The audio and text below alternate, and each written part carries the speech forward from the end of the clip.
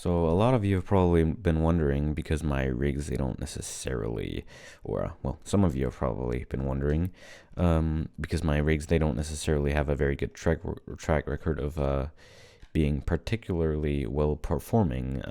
The ultimate rig being a rig with multiple packages, having quite a lot of bloat going on for it. So I decided that I wanted to do an actual test for my new rig for how well it actually performs, and I thought that it actually turned out really well. Let me just remove this real quick, get it out of the way.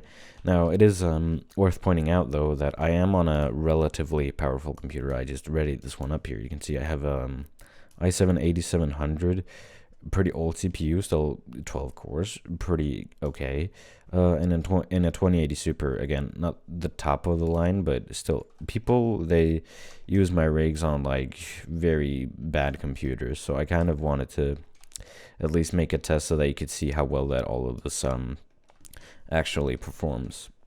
And I was pretty damn surprised myself, so anyways, without further ado, here's going to be a test without the face rig and with anti-lag disabled. So for people who just want to use this thing on a regular basis without the face rig or anything, it's going to be performing about this well.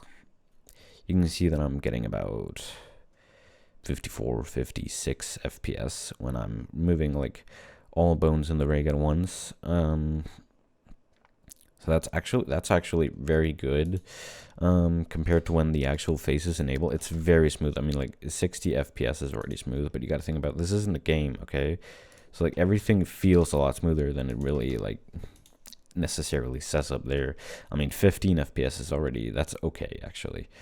Now then, enabling the actual face, you can see that that then will drop me down to about 39 frames per second. Again, it's still very usable.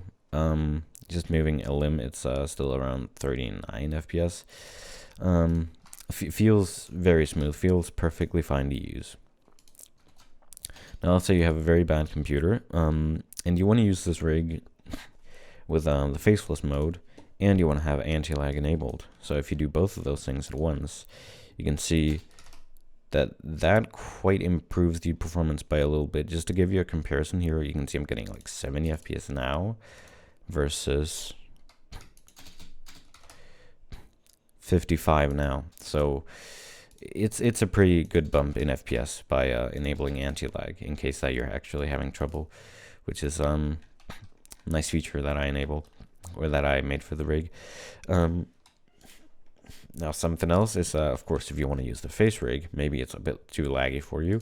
You want to have anti-lag enabled. Again, this is going to bring you around 45 FPS on my computer at least. So, I mean, this is still very, very smooth, right? And compare that to before where I was getting 39 FPS or, yeah, that's still, that is slightly improved for at the very least. And, last thing that I wanted to show is that I added a new feature, which is exact face. Basically, it improves the accuracy of the booleans. You can see there are like holes in the eyes and the mouth, right? Those are booleans. It improves the accuracy of those and like reduces glitching and stuff. But as you'll see, it's pathetically laggy. I don't know if this comes across over video, but like just... Oh my god, it's 20 FPS. Oh god, it is so laggy. But hey, so you can use this thing for rendering mainly. And so yeah, that's pretty damn cool. But anyways, that was just basically, I just wanted to sort of show people how well this thing was actually performing, and I think it's actually performing pretty damn well. Definitely way better than the Ultimate Rig 1.0. So yeah.